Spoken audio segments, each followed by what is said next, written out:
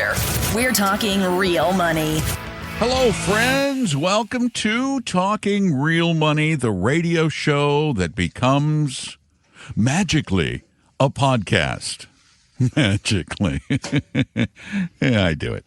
I'm Don McDonald. Tom Cox over there. You're there. We're glad you're there.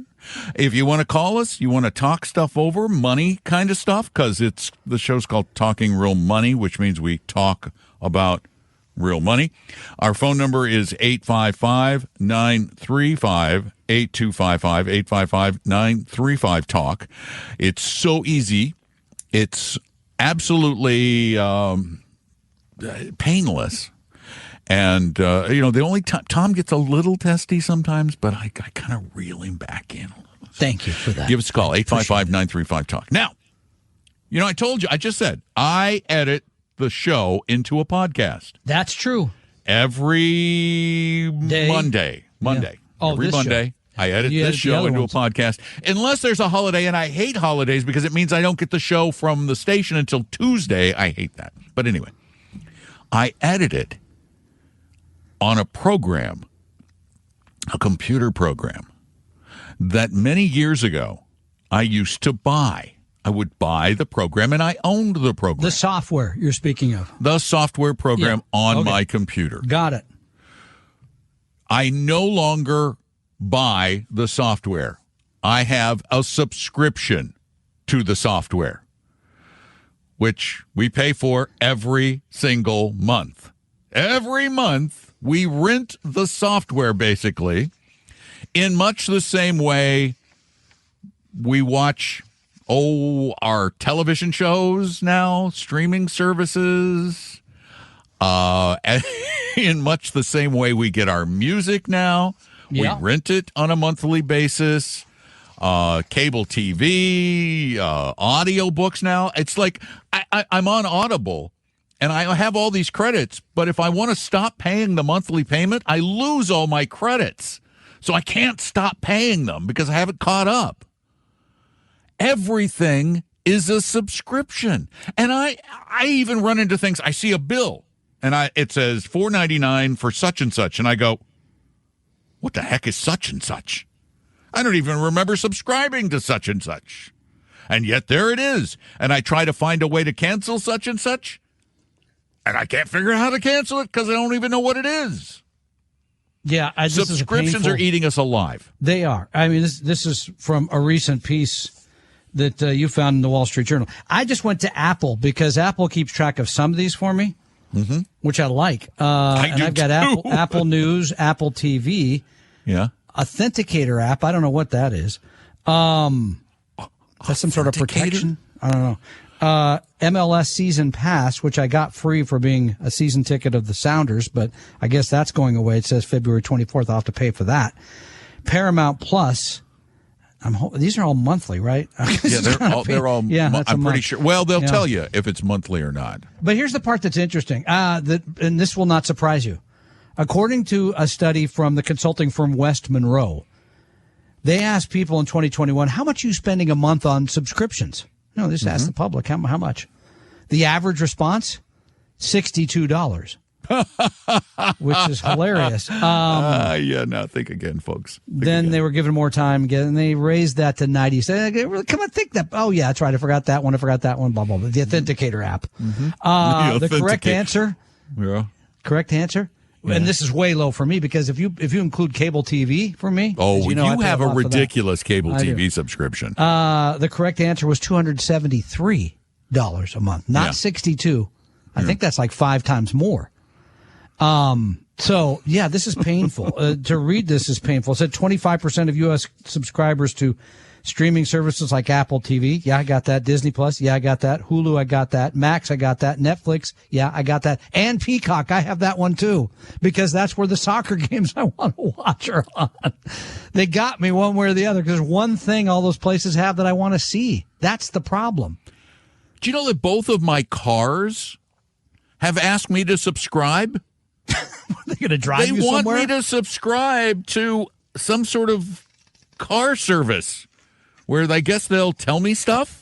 Well, you had a water tank that was subscribed or something, right? Extended warranty. Oh, no, that was a monthly, which really... Well, actually, I did the math. It worked out. It worked out. Okay, it actually good. worked out. I feel better. Yeah, no, I went back. I went, I didn't start as early as I thought on my warranty on the water heater, so I made money on that deal. But we want to talk a little bit more about these, about how you get in and how you get out. 855-935-TALK. Tom and Don are talking real money. In medicine, a second opinion might save your life. With investing, a second opinion might save your future. The trick is getting one without a high-pressure sales pitch. Well, I'm Don McDonald, and if you've been listening to Talking Real Money, you know that our goal is to help everyone create a brighter future by investing and managing money better. That's why, in addition to helping everyone on our show and podcast, we are also committed to making our 100% fiduciary advisors at Appella available to help everyone make the best financial decisions based on science. So if you're being pitched a financial product or a system, make sure you get a second opinion with no cost, no obligation, and no annoying sales pitch by going to TalkingRealMoney.com or call 800-386-3004. That's 800-386-3004 or TalkingRealMoney.com. Your guides to a really great financial future. Tom and Don are talking real money. We are going to talk more about subscriptions in a couple of minutes. But before we go to a call, which we're going to do next, during the break, I went to my Apple ID subscriptions area, which is really nice. And I discovered 3 subscriptions that we're getting ready to renew in January and February that I had forgotten about. And I just now went in and canceled all 3 of them. Just now. And before we go to the call, do you include Amazon Prime, Costco, and Rocket Lawyer as subscriptions? I don't use Rocket Lawyer, but I have that one I have for $1 a month because every once in a while I write a note or something and it seems easy to use. I Costco, no, I wouldn't have thought of that, but it is a subscription, really. Paying every year for it. And what about Amazon Prime? Amazon Prime, which went up, by the way, just went up if you want the video thing. Same hour delivery? No. It's for the video. They raised it like $2 a month. I don't know how much Amazon. I don't know how much most of these are. That's the I got to point. tell you, I appreciate Apple at least for making it easy honest. to cancel. Yeah, right. And we lost the call, so we're good. I had killed the authenticator. I went the same thing. The authenticator app I mentioned that I'd already. I don't know what that was. Did you figure out what it was? No, but it's gone. Okay. I'm no longer paying for it. So. But here's the thing. We subscribe sometimes to something because we need something one time, and they won't let you buy it one time. You have to subscribe, and then we all think, because we think we're smarter than we are, one of those psychological problems we have, that we're going to remember to cancel the darn thing. Well, unless it's an Apple, unless you make it through Apple, it's really hard to remember. And then the other thing they do to you, it's easy to subscribe. Click. And? Done. Yeah. Want to cancel? No clicking. No clicking allowed. It reminds me of previous relationships. Easy to get into, hard to get out of. But you want to leave? Show. We make you call us. Okay, so what do you do? Well, first, I mean, I know what I do, but what do you do? You avoid subscriptions, but you can't do that anymore because everything is going subscription model because it's so lucrative. It truly is lucrative. Well, and okay, another piece that came out of that study that I mentioned, it's fascinating. Yeah. People either forget, as you said, or people, they think, I might still watch a game or something on that, whatever. But when you have to renew your credit card, those things don't work anymore, it's fascinating. It says generally subscriptions get knocked off at about 2% a month. That people sort of say, I don't want that anymore. Mm-hmm. But when people's credit card needs to be re-upped on one of those sites, that 2% goes to 8% because people say, oh, wait, I'm paying for that? I'm out. I'm not giving them that new number. Right. When I read that, I went, oh, gosh, it maybe the only way to get rid of them all is just to cancel all my credit cards. I think about this from time to time because if you just get rid of the cards and then guess what? They aren't charging you anymore. But what's funny is sometimes even if you change the card number, subscriptions, your credit card company will continue to go ahead and renew those under your old credit card number. which is really a pain. I think that happened to you and I in business once, yeah. What I love or will love, and I don't know how anyone can with a clear conscience object to this, but the Federal Trade Commission has proposed new rules that will require, if you can click to subscribe, you can click to cancel. Which, that's totally fair. That makes sense. Now, it doesn't say they're going to write you and say, by the way, your subscription is up for They're actually saying that they're going to force you to... That's never going to happen. To get notified when your Apple notifies you when your subscription is renewing. They tell you before it renews to give you the opportunity to cancel, which I would imagine the corporations who offer these products through Apple probably hate. Oh, I'm sure they do, because you think that 2 or 8% rate is low. It goes way up, I'm sure, when you remind somebody. Yeah. Oh, no, I haven't used that in a year. And Apple is the 800,000-ton gorilla in the room. For sure. And then there's other services like Rocket Money. Yeah, I've looked at Rocket Money. Which, by the way, you're going to love this. You can subscribe to help you get out of the subscriptions. You have to. That's one of the reasons I didn't do it, because it's a subscription. Are you kidding me? Come on, that's silly.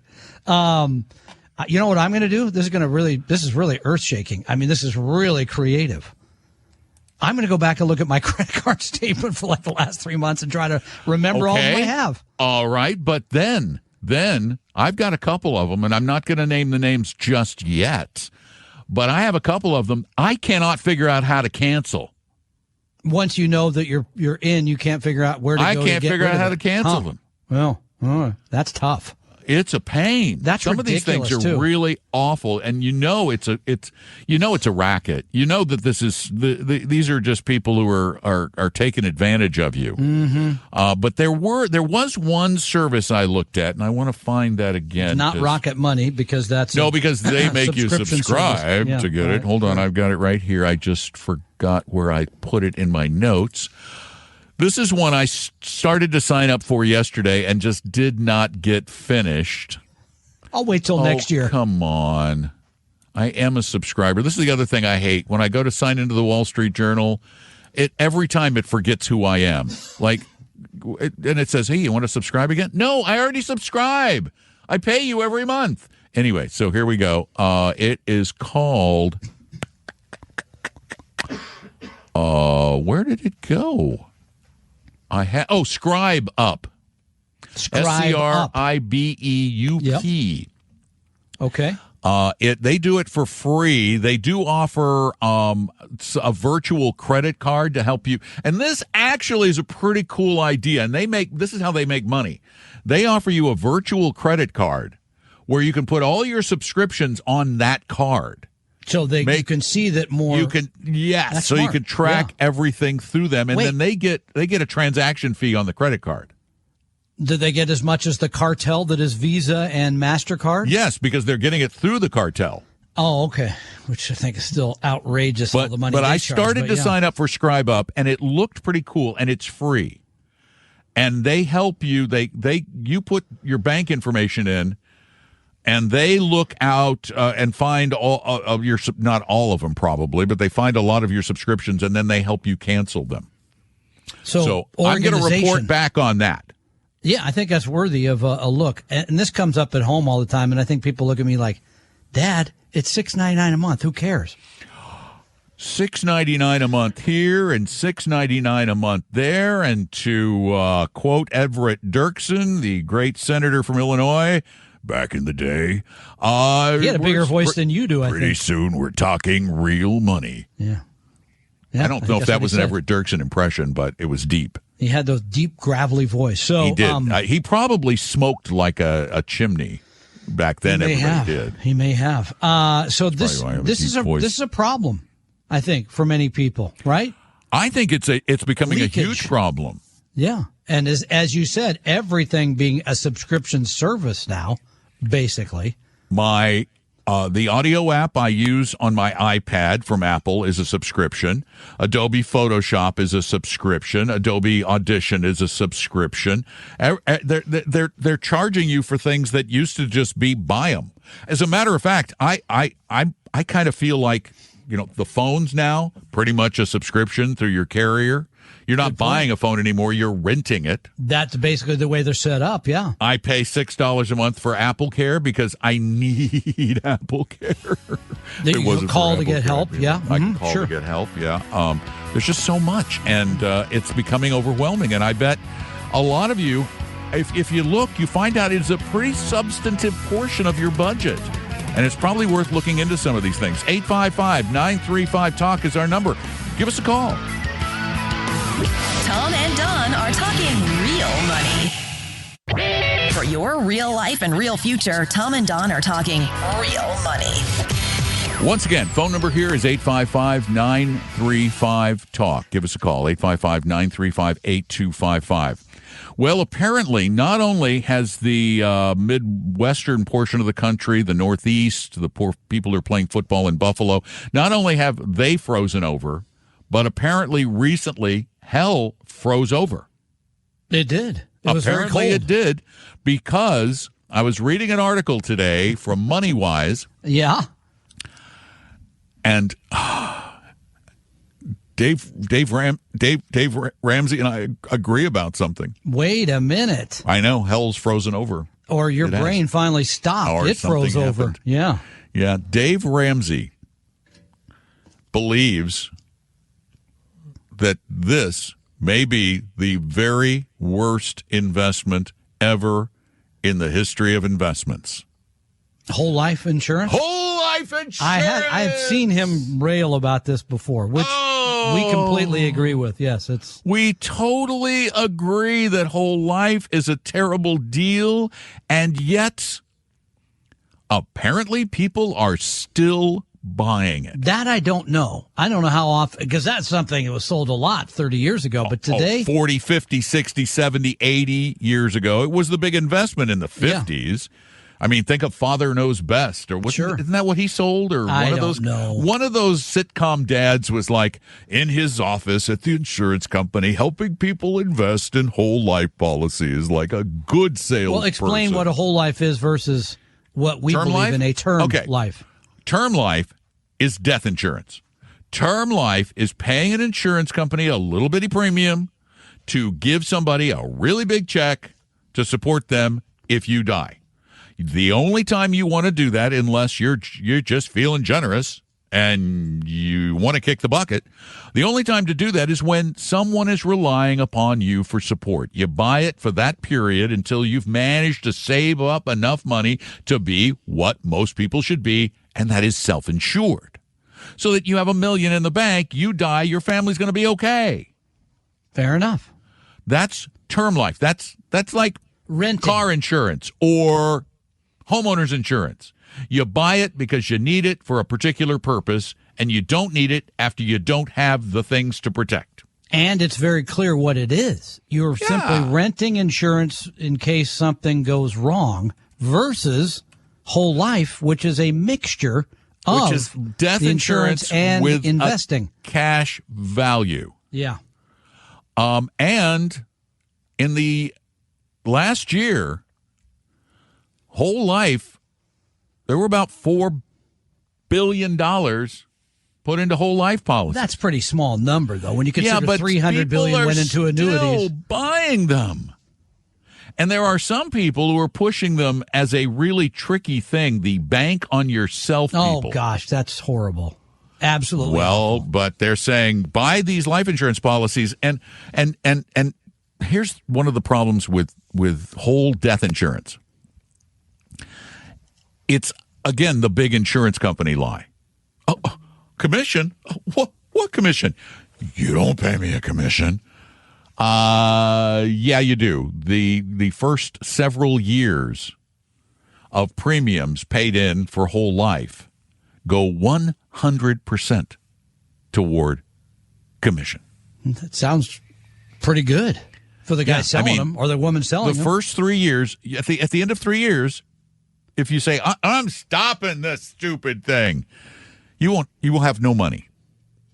You'll have no money. No cash value. No cash. Well, no money, basically. No money. Right. None of the money you put in will be there. You would have had the insurance in that period of time. You will have had the insurance. Yes, that's right. You will have had. But you're paying a lot more for that than you would a term policy. Oh, tons more. That's the part I was trying to get to. Yeah, it's significant change. It for the same amount of coverage, it's probably 10 times more.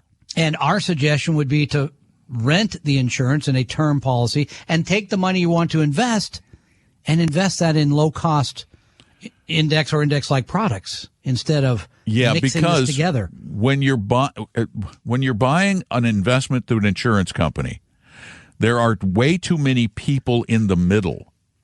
There are too many people who have to be paid to leave much money from the investments they're going to make with your money for you to make any money. That's one of the things we need to understand about insurance products in general. Pretty much across the board, the insurance company and the agents and the brokers and all those people have to make money, which leaves you very little if they're using the same kind of investments you can use. 855-935-TALK is our phone number, 855-935-8255. Give us a call. We want to help you manage money better, to enjoy a better financial life in every possible way. Tom and Don are talking real money.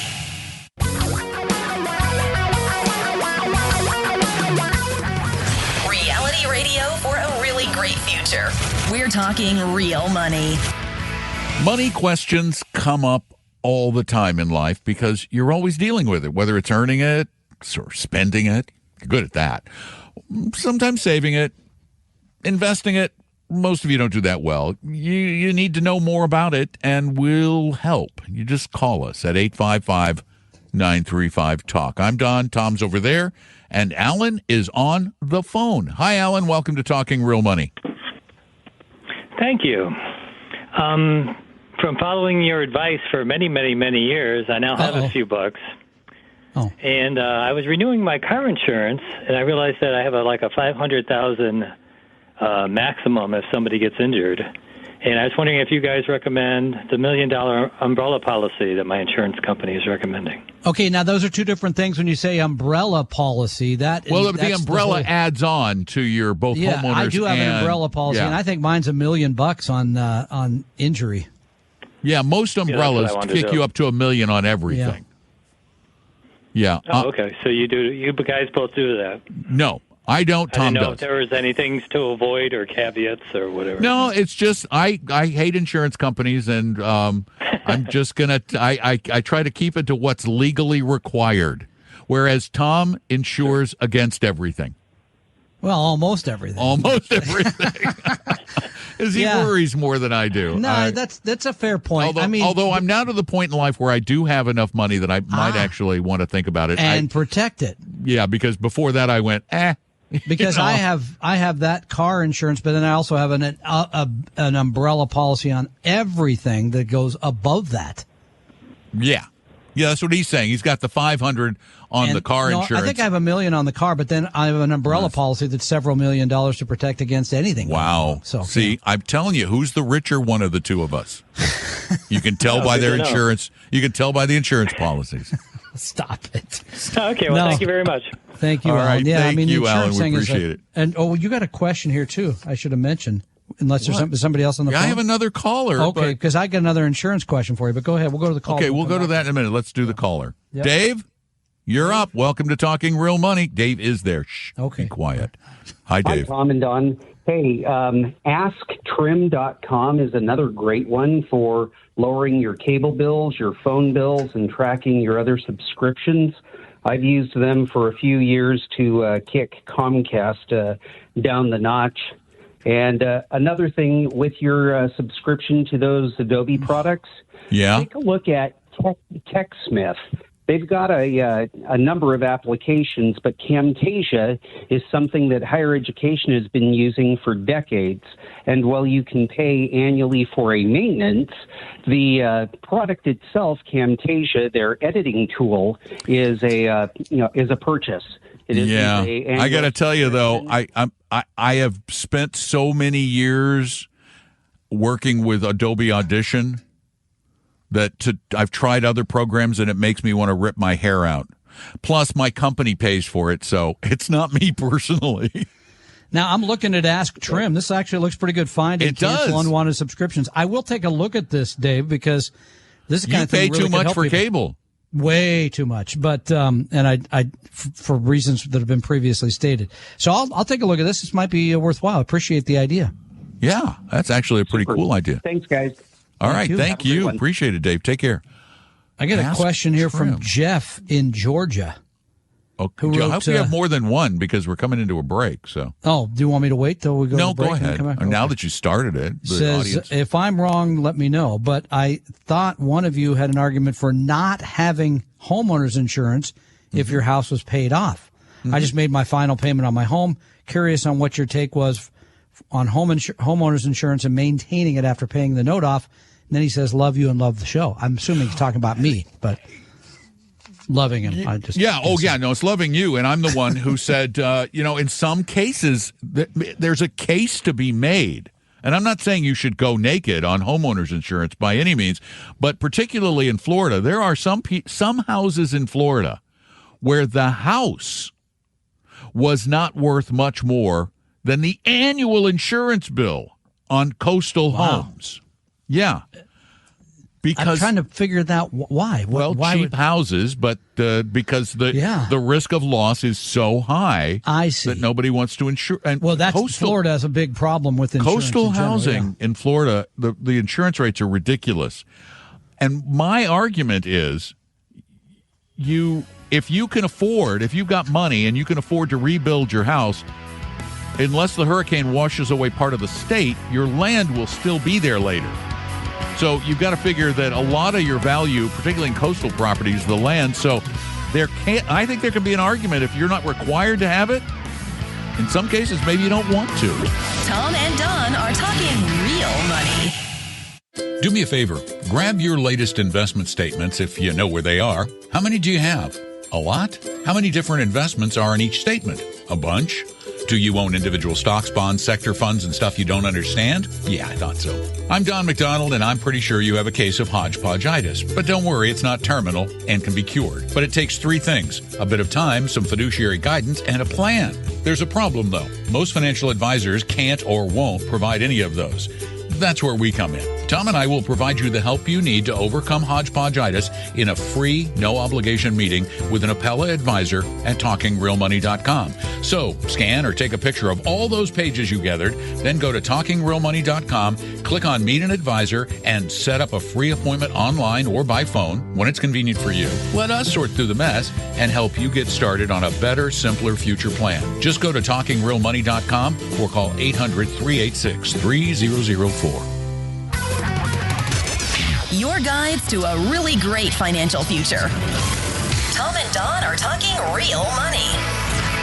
During the break, I did a little exploring of Ask Trim, the website. I was going to look it up. Yeah.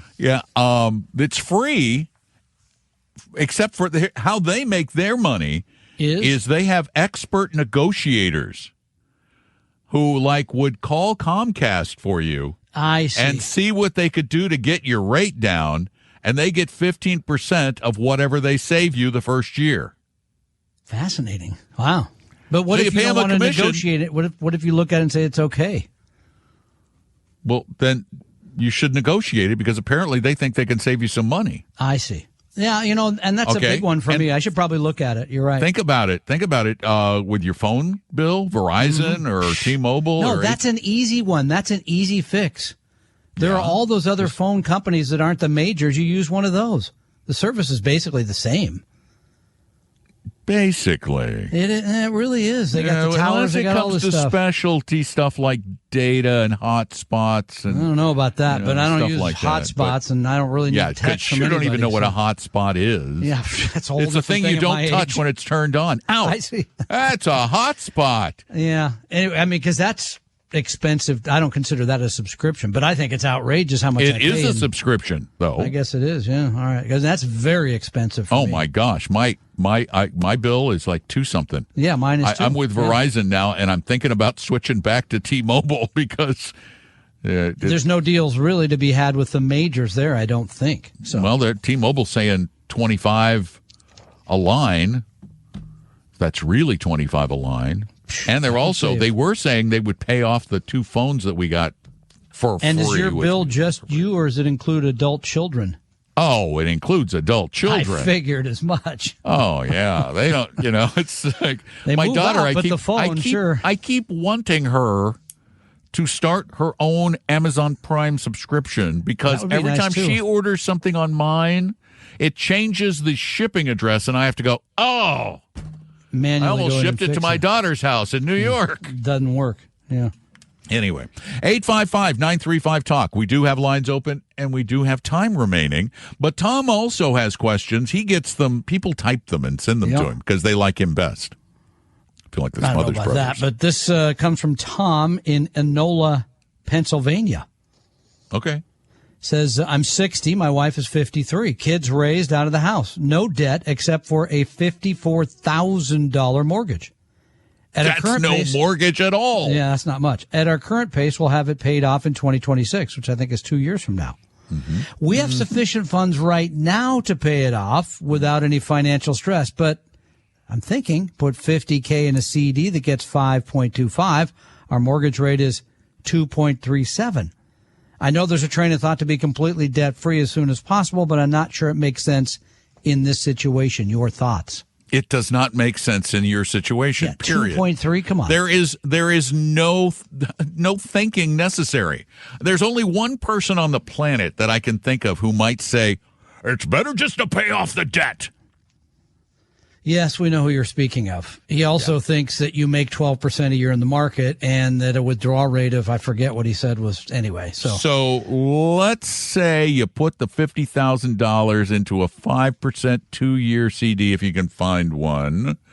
That means you'll have $60,000 in 2 years. Yeah. And if you paid off the mortgage, you would have saved $4,000. Yeah. Yeah. Thinking money ahead? No, because you're saying that's the interest? Because at the end of the note, it's mainly principal. Yeah, but there's still interest, and it's still not the much, same. Though. I mean, but mine it's on the very principal little interest remaining. On. Yeah, it's okay. but it's not much. You're right. Okay, yeah. I see what you're saying, but anyway, it's a small number. Yes, is the short answer. Off. Keep the money, invest it. I mean, again, but even go deeper on this, Tom, is what's the purpose of that $50,000? Because if it's longer term, then I'm going to say put it in something that has potential to gain more than 5%. Yeah, I mean, he's just 60. Just 60. I'm now saying just to 60. But if you're not going to retire, if you're not going to retire till 70 or take social, then Tom's right. You might want to have a 60-40 portfolio or something. Like a balanced fund. Where you might make 6 or 7. Maybe not. Might lose. You're probably not over a 10-year period, though, going to see less than 2.5%. Not likely. No, again, so could happen. And this is a regular, but you raise an interesting point. This is a regular discussion we have with people because psychology plays a role here, where the previously mentioned announcer says, get out of it because psychology, keeping debt is bad. It's hard on your emotions, etc. And we're going to say, when it comes to money, try to squeeze the emotion out of it and look at the raw numbers, the real, what it means to your pocketbook rather than what it might mean to your heart, I guess. And in this you're right. case, You got to get the heart out of it. I know you do.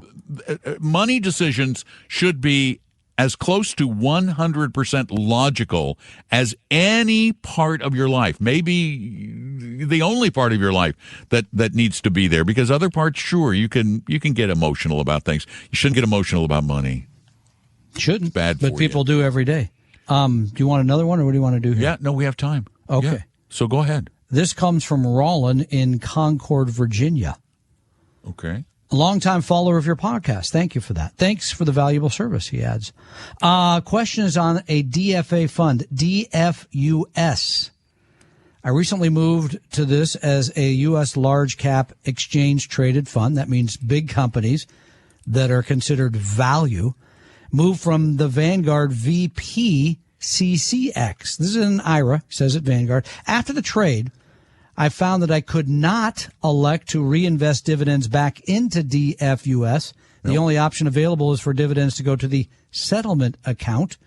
Vanguard told me this is a dimensional requirement. Any idea why? I can still buy anytime. Why not reinvest? This is a requirement only at Vanguard. I'm going to rely on you on this one because I don't know. DFUS is an ETF. Right.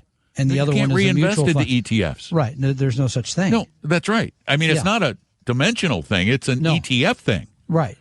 ETFs do not reinvest dividends. No. Dividends come out, they go into your sweep account, then you buy new things with them. Correct. Mutual funds can reinvest dividends. So that's a big difference. If you want to reinvest directly, then a mutual fund is better. But here's my question. DFUS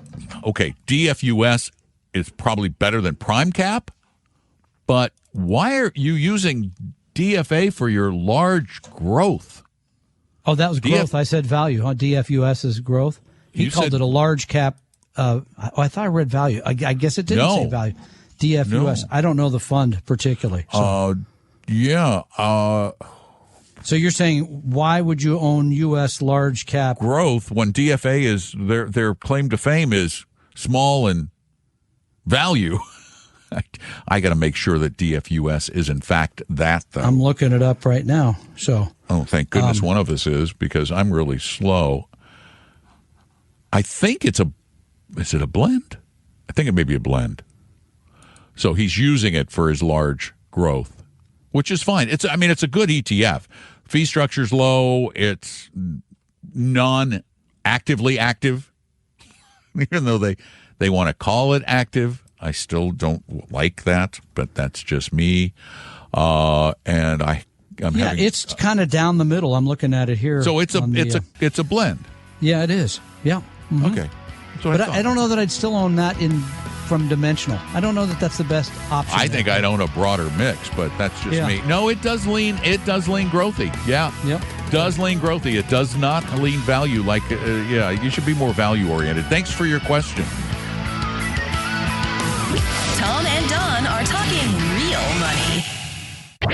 For your real life and real future, Tom and Don are talking real money. What's the symbol for the DFA total ETF? I can't remember. DFAW. Oh, DFAW. See, I'd rather see in DFAW.